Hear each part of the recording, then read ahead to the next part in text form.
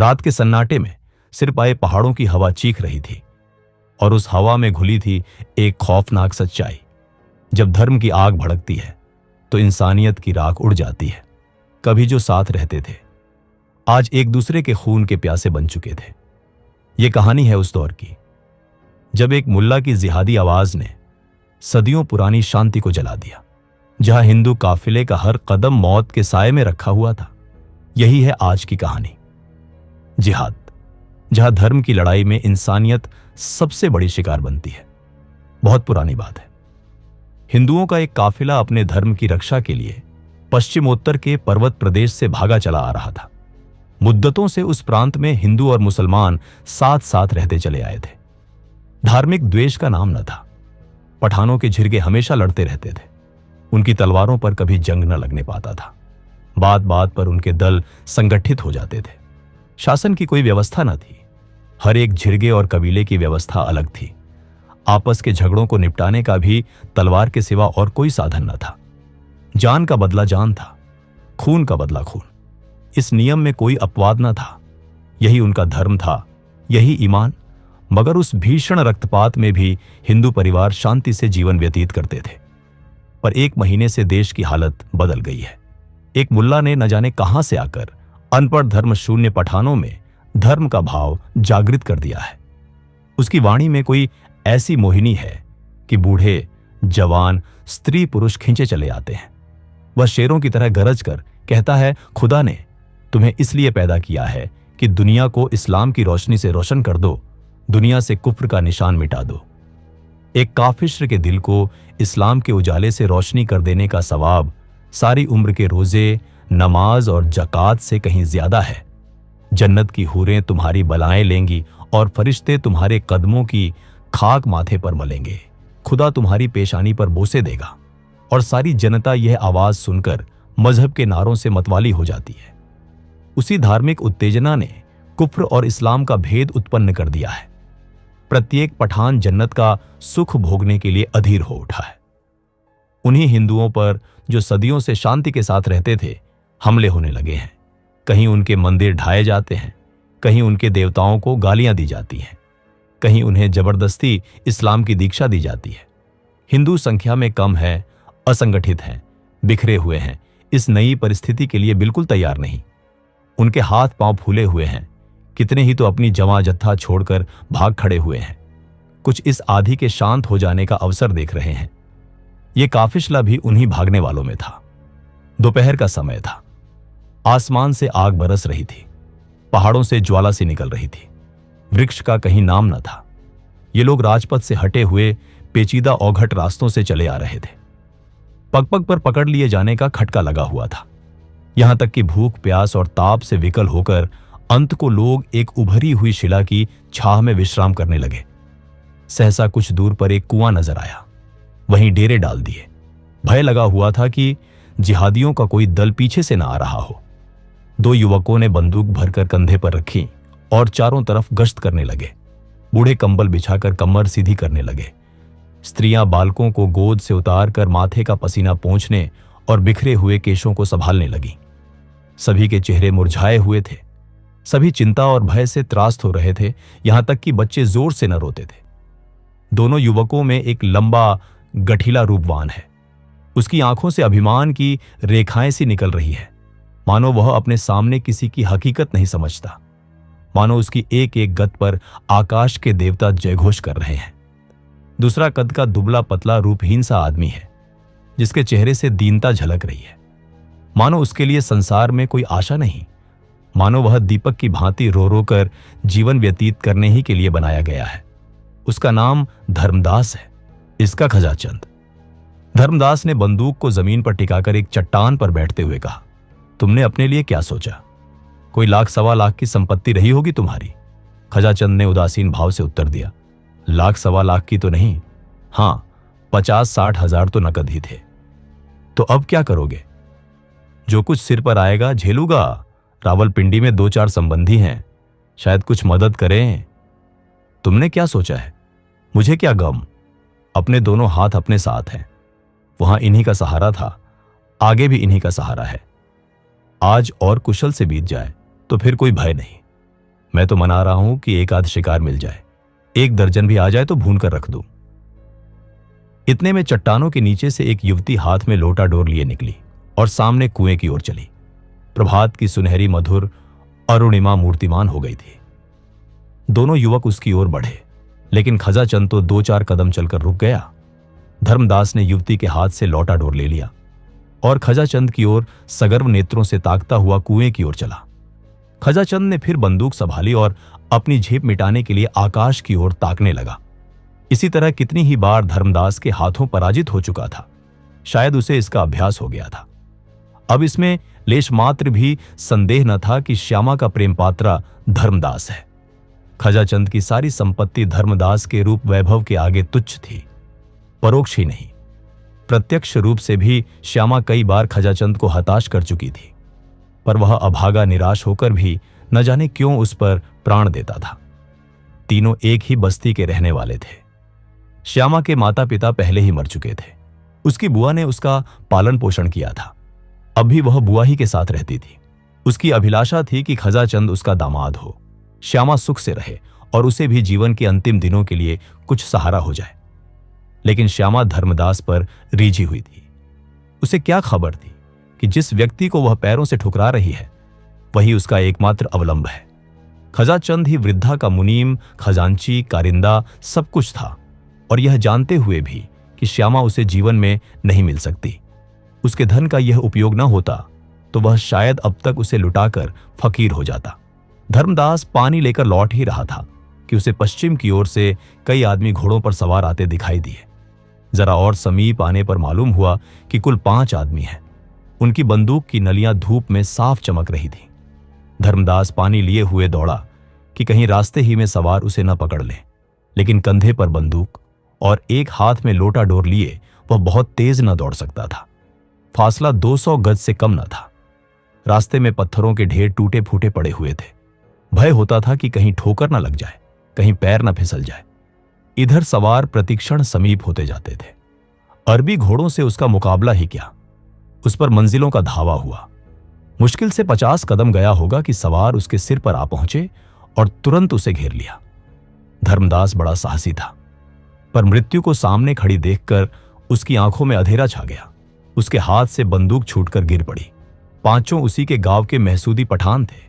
एक पठान ने कहा, उड़ा दो सिर मरदूद का, दगाबाज का फिश्र। दूसरा, नहीं नहीं ठहरो, अगर यह इस वक्त भी इस्लाम कबूल कर ले तो हम इसे मुआफ कर सकते हैं। क्यों धर्मदास, तुम्हें इस दगा की क्या सजा दी जाए? हमने तुम्हें रात भर का वक्त फैसला करने के लिए दिया था, मगर तुम इसी वक्त जहन्नुम पहुंचा दिए जाओ। लेकिन हम तुम्हें फिर मौका देते हैं। यह आखिरी मौका है। अगर तुमने अब भी इस्लाम न कबूल किया तो तुम्हें दिन की रोशनी देखनी नसीब न होगी। धर्मदास ने हिचकिचाते हुए कहा, जिस बात को अक्ल नहीं मानती उसे कैसे? पहले सवार ने आवेश में आकर कहा, मजहब को अक्ल से कोई वास्ता नहीं। तीसरा, कुफ्र है, कुफ्र है। पहला, उड़ा दो सिर मरदूद का, धुआं इस पार। दूसरा, ठहरो ठहरो, मार डालना मुश्किल नहीं, जिला लेना मुश्किल है। तुम्हारे और साथी कहां हैं धर्मदास? धर्मदास, सब मेरे साथ ही हैं। दूसरा, कलाम शरीफा की कसम, अगर तुम सब खुदा और उनके रसूल पर ईमान लाओ तो कोई तुम्हें तेज निगाहों से देख भी ना सकेगा। धर्मदास, आप लोग सोचने के लिए और कुछ मौका ना देंगे। इस पर चारों सवार चिल्ला उठे, नहीं नहीं, हम तुम्हें न जाने देंगे, यह आखिरी मौका है। इतना कहते ही पहले सवार ने बंदूक छतिया ली और नली धर्मदास की छाती की ओर करके बोला, बस बोलो, क्या मंजूर है? धर्मदास सिर से पैर तक कांप कर बोला, अगर मैं इस्लाम कबूल कर लूं तो मेरे साथियों को तो कोई तकलीफ ना दी जाएगी। दूसरा, हां, अगर तुम जमानत करो कि वे भी इस्लाम कबूल कर लेंगे। पहला, हम इस शर्त को नहीं मानते, तुम्हारे साथियों से हम खुद निपट लेंगे। तुम अपनी कहो, क्या चाहते हो, हां या नहीं? धर्मदास ने जहर का घूंट पीकर कहा, मैं खुदा पर ईमान लाता हूं। 5 ने एक स्वर से कहा, अलहमद व लिल्लाह, और बारी बारी से धर्मदास को गले लगाया। श्यामा हृदय को दोनों हाथों से थामे यह दृश्य देख रही थी। वह मन में पछता रही थी कि मैंने क्यों इन्हें पानी लाने भेजा। अगर मालूम होता कि विधि यूं धोखा देगा तो मैं प्यासों मर जाती, पर इन्हें न जाने देती। श्यामा से कुछ दूर खजाचंद भी खड़ा था। श्यामा ने उसकी ओर क्षुब्ध नेत्रों से देखकर कहा, अब इनकी जान बचती नहीं मालूम होती। खजाचंद बंदूक भी हाथ से छूट पड़ी है। श्यामा न जाने क्या बातें हो रही हैं। अरे गजब, दुष्ट ने उनकी ओर बंदूक तानी है। खजा, जरा और समीप आ जाए तो मैं बंदूक चलाऊं। इतनी दूर की मार इसमें नहीं है। श्यामा, अरे देखो, वे सब धर्मदास को गले लगा रहे हैं। ये माजरा क्या है? खजा, कुछ समझ में नहीं आता।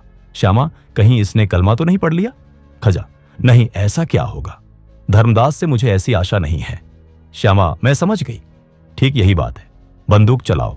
खजा, धर्मदास बीच में है, कहीं उन्हें न लग जाए। श्यामा, कोई हर्ज नहीं, मैं चाहती हूं पहला निशाना धर्मदास ही पर पड़े। कायर, निर्लज्ज, प्राणों के लिए धर्म त्याग किया। ऐसी बेहयाई की जिंदगी से मर जाना कहीं अच्छा है? क्या सोचते हो? क्या तुम्हारे भी हाथ पांव फूल गए? लाओ, बंदूक मुझे दे दो, मैं इस कायर को अपने हाथों से मारूंगी। खजा, मुझे तो विश्वास नहीं होता कि धर्मदास। श्यामा, तुम्हें कभी विश्वास ना आएगा। लाओ, बंदूक मुझे दो। खड़े क्या ताकते हो? क्या जब वे सिर पर आ जाएंगे तब बंदूक चलाओ? क्या तुम्हें भी यह मंजूर है कि मुसलमान होकर जान बचाओ? अच्छी बात है, जाओ। श्यामा, अपनी रक्षा आप कर सकती है, मगर उसे अब मुंह न दिखाना। खजाचंद ने बंदूक चलाई, एक सवार की पगड़ी को उड़ाती हुई निकल गई। जिहादियों ने अल्लाहु अकबर की हांक लगाई। दूसरी गोली चली और घोड़े की छाती पर बैठी। घोड़ा वहीं गिर पड़ा। जिहादियों ने फिर अल्लाहु अकबर की सदा लगाई और आगे बढ़े। तीसरी गोली आई। एक पठान लौट गया, पर इसके पहले कि चौथी गोली छूटे, पठान खजाचंद के सिर पर पहुंच गए और बंदूक उसके हाथ से छीन ली। एक सवार ने खजाचंद की ओर बंदूक तान कर कहा, उड़ा दू सिर मरदूत का, इससे खून का बदला लेना है। दूसरे सवार ने, जो इनका सरदार मालूम होता था, कहा, नहीं नहीं, यह दिलेर आदमी है। खजाचंद, तुम्हारे ऊपर दगा, खून और कुफ्र, ये 3 इल्जाम हैं और तुम्हें कत्ल कर देना ऐन सवाब है। लेकिन हम तुम्हें एक मौका और देते हैं। अगर तुम अब भी खुदा और रसूल पर ईमान लाओ तो हम तुम्हें सीने से लगाने को तैयार हैं। इसके सिवा तुम्हारे गुनाहों का और कोई कफारा प्रायश्चित्त नहीं है। यह हमारा आखिरी फैसला है। बोलो, क्या मंजूर है? चारों पठानों ने कमर से तलवारें निकाल लीं और उन्हें खजाचंद के सिर पर तान दिया।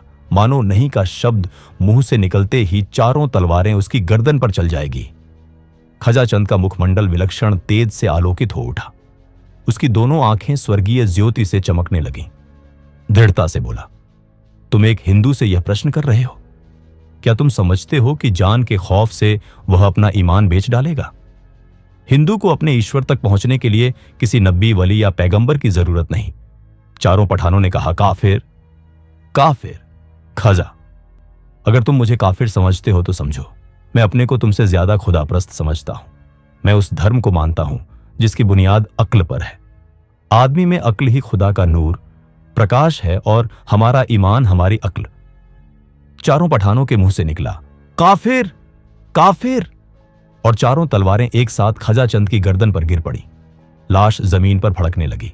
धर्मदास सिर झुकाए खड़ा रहा। वह दिल में खुश था कि अब खजाचंद की सारी संपत्ति उसके हाथ लगेगी और वह श्यामा के साथ सुख से रहेगा। पर विधाता को कुछ और ही मंजूर था। श्यामा अब तक मरमाहत सी खड़ी यह दृश्य देख रही थी। ज्यों ही खजाचंद की लाश जमीन पर गिरी, वह झपट कर लाश के पास आई और उसे गोद में लेकर आंचल से रक्त प्रवाह को रोकने की चेष्टा करने लगी। उसके सारे कपड़े खून से तर हो गए। उसने बड़ी सुंदर बेलबूटों वाली साड़ियां पहनी होंगी, पर इस रक्त रंजित साड़ी की शोभा अतुलनीय थी। बेलबूटों वाली साड़ियां रूप की शोभा बढ़ाती थी। यह रक्त रंजित साड़ी आत्मा की छवि दिखा रही थी। ऐसा जान पड़ा मानो खजाचंद की बुझती आंखें एक अलौकिक ज्योति से प्रकाशमान हो गई हैं। उन नेत्रों में कितना संतोष, कितनी तृप्ति, कितनी उत्कंठा भरी हुई थी। जीवन में जिसने प्रेम की भिक्षा भी ना पाई, वह मरने पर उत्सर्ग जैसे स्वर्गीय रत्न का स्वामी बना हुआ था। धर्मदास ने श्यामा का हाथ पकड़कर कहा, श्यामा, होश में आओ। तुम्हारे सारे कपड़े खून से तर हो गए, संभाग में। अब रोने से क्या हासिल होगा? ये लोग हमारे मित्र हैं, हमें कोई कष्ट न देंगे। हम फिर अपने घर चलेंगे और जीवन के सुख भोगेंगे। श्यामा ने तिरस्कारपूर्ण नेत्रों से देखकर कहा, तुम्हें अपना घर बहुत प्यारा है, तो जाओ, मेरी चिंता मत करो, मैं अब न जाऊंगी। हां, अगर अब भी मुझसे कुछ प्रेम हो तो इन लोगों से, इन्हीं तलवारों से मेरा भी अंत करा दो। धर्मदास करुणाकातर स्वर से बोला, श्यामा, यह तुम क्या कहती हो? तुम भूल गई कि हमसे तुमसे क्या बातें हुई थी। मुझे खुद खजाचंद के मारे जाने का शौक है, पर भावी को कौन टाल सकता है? श्यामा, अगर यह भावी थी तो यह भी भावी है कि मैं अपना अधम जीवन उस पवित्र आत्मा के शोक में काटूं जिसका मैंने सदैव निरादर किया। यह कहते कहते श्यामा का शोकोद्गार, जो अब तक क्रोध और घृणा के नीचे दबा हुआ था, उबल पड़ा और वह खजाचंद के निस्पंद हाथों को अपने गले में डालकर रोने लगी। चारों पठान यह अलौकिक अनुराग और आत्मसमर्पण देखकर करुणार्द्र हो गए। सरदार ने धर्मदास से कहा, तुम इस पाकीज़ा खातून से कहो हमारे साथ चले। हमारी जाति से इसे कोई तकलीफ न होगी। हम इसकी दिल से इज्जत करेंगे। धर्मदास के हृदय में ईर्ष्या की आग धधक रही थी। वह रमणी, जिसे वह अपनी समझे बैठा था, इस वक्त उसका मुंह भी नहीं देखना चाहती थी। बोला, श्यामा, तुम चाहो इस लाश पर आंसुओं की नदी बहा दो, पर यह जिंदा न होगी। यहां से चलने की तैयारी करो। मैं साथ के और लोगों को भी जाकर समझाता हूं। खान लोग हमारी रक्षा करने का जिम्मा ले रहे हैं। हमारी जायदाद, जमीन, दौलत सब हमको मिल जाएगी। खजाचंद की दौलत के भी हम ही मालिक होंगे। अब देर न करो, रोने धोने से अब कुछ हासिल नहीं। श्यामा ने धर्मदास को आग्नेय नेत्रों से देखकर कहा, और इस वापसी की कीमत क्या देनी होगी? वही जो तुमने दी है। धर्मदास ये व्यंग्य न समझ सका। बोला, मैंने तो कोई कीमत नहीं दी, मेरे पास था ही क्या? श्यामा, ऐसा न कहो। तुम्हारे पास वह खजाना था जो तुम्हें आज कई लाख वर्ष हुए ऋषियों ने प्रदान किया था, जिसकी रक्षा रघु और मनु, राम और कृष्ण, बुद्ध और शंकर, शिवाजी और गोविंद सिंह ने की थी। उस अमूल्य भंडार को आज तुमने तुच्छ प्राणों के लिए खो दिया। इन पांवों पर लौटना तुम्हें मुबारक हो। तुम शौक से जाओ। जिन तलवारों ने वीर खजाचंद के जीवन का अंत किया, उन्होंने मेरे प्रेम का भी फैसला कर दिया। जीवन में इस वीर आत्मा का मैंने जो निरादर और अपमान किया, इसके साथ जो उदासीनता दिखाई, उसका अब मरने के बाद प्रायश्चित्त करूंगी। यह धर्म पर मरने वाला वीर था, धर्म को बेचने वाला कायर नहीं। अगर तुम में अब भी कुछ शर्म और हया है तो इसका क्रियाकर्म करने में मेरी मदद करो, और यदि तुम्हारे स्वामियों को यह भी पसंद न हो तो रहने दो, मैं सब कुछ कर लूंगी। पठानों के हृदय दर्द से तड़प उठे। धर्मांधता का प्रकोप शांत हो गया। देखते देखते वहां लकड़ियों का ढेर लग गया। धर्मदास ग्लानि से सिर झुकाए बैठा था और चारों पठान लकड़ियां काट रहे थे। चिता तैयार हुई और जिन निर्दय हाथों ने खजाचंद की जान ली थी, उन्हीं ने उसके शव को चिता पर रखा। ज्वाला प्रचंड हुई। अग्निदेव अपने अग्निमुख से उस धर्मवीर का यश गा रहे थे। पठानों ने खजाचंद की सारी जंगम संपत्ति लाकर श्यामा को दे दी। श्यामा ने वहीं पर एक छोटा सा मकान बनवाया और वीर खजाचंद की उपासना में जीवन के दिन काटने लगी। उसकी वृद्धा बुआ तो उसके साथ रह गई और सब लोग पठानों के साथ लौट गए, क्योंकि अब मुसलमान होने की शर्त न थी। खजाचंद के बलिदान ने धर्म के भूत को परास्त कर दिया, मगर धर्मदास को पठानों ने इस्लाम की दीक्षा लेने पर मजबूर किया। एक दिन नियत किया गया। मस्जिद में मुल्लाओं का मेला लगा और लोग धर्मदास को उसके घर से बुलाने आए, पर उसका वहां पता न था। चारों तरफ तलाश हुई, कहीं निशान न मिला। साल भर गुजर गया। संध्या का समय था। श्यामा अपने झोंपड़े के सामने बैठी भविष्य की मधुर कल्पनाओं में मग्न थी। अतीत उसके लिए दुहुक से भरा हुआ था। वर्तमान केवल एक निराशामय स्वप्न था। सारी अभिलाषाएं भविष्य पर अवलंबित थीं, और भविष्य भी वह जिसका इस जीवन से कोई संबंध न था। आकाश पर लालिमा छाई हुई थी। सामने की पर्वतमाला स्वर्णमयी शांति के आवरण से ढकी हुई थी। वृक्षों की कांपती हुई पत्तियों से सरसराहट की आवाज निकल रही थी, मानो कोई वियोगी आत्मा पत्तियों पर बैठी हुई सिसकियां भर रही हो। उसी वक्त एक भिखारी फटे हुए कपड़े पहने झोपड़ी के सामने खड़ा हो गया। कुत्ता जोर से भूख उठा। श्यामा ने चौंक कर देखा और चिल्ला उठी, धर्मदास।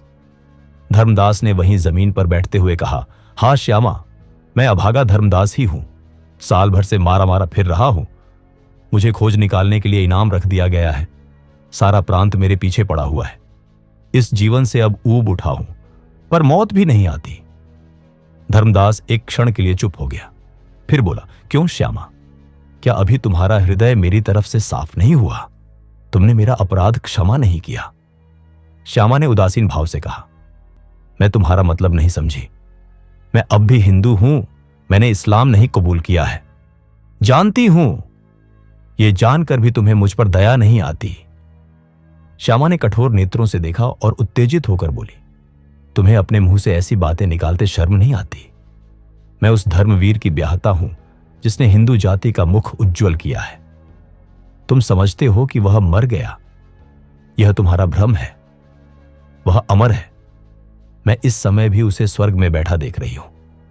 तुमने हिंदू जाति को कलंकित किया है। मेरे सामने से दूर हो जाओ। धर्मदास ने कुछ जवाब न दिया, चुपके से उठा, एक लंबी सांस ली और एक तरफ चल दिया। प्रातःकाल श्यामा पानी भरने जा रही थी, तब उसने रास्ते में एक लाश पड़ी हुई देखी। 2-4 गिद्ध उस पर मड़रा रहे थे। उसका हृदय धड़कने लगा। समीप जाकर देखा और पहचान गई, यह धर्मदास की लाश थी। धूप अब भी बरस रही थी, लेकिन उन भागते कदमों से ज्यादा जल रही थी इंसानियत। आवाजें अब भी गूंज रही थी, जिहाद, जिहाद। पर किसी ने यह नहीं सुना कि असली जिहाद तो अपने अंदर के अंधकार से होता है, न कि किसी और की जान लेने से। धर्म की रक्षा के नाम पर इंसानियत मर चुकी थी और उस राख में छिपा हर चेहरा बस एक सवाल बन गया था, क्या सच में यही था खुदा का रास्ता? अगर इस कहानी ने आपके दिल को छू लिया हो तो लाइक करें और कमेंट में बताएं आपके हिसाब से असली जिहाद क्या है। शेयर करें ताकि यह सच्चाई औरों तक पहुंचे और सब्सक्राइब करें हमारे चैनल हिंदी वाली स्टोरी को, क्योंकि हर कहानी यहां सिर्फ सुनाई नहीं जाती, महसूस कराई जाती है।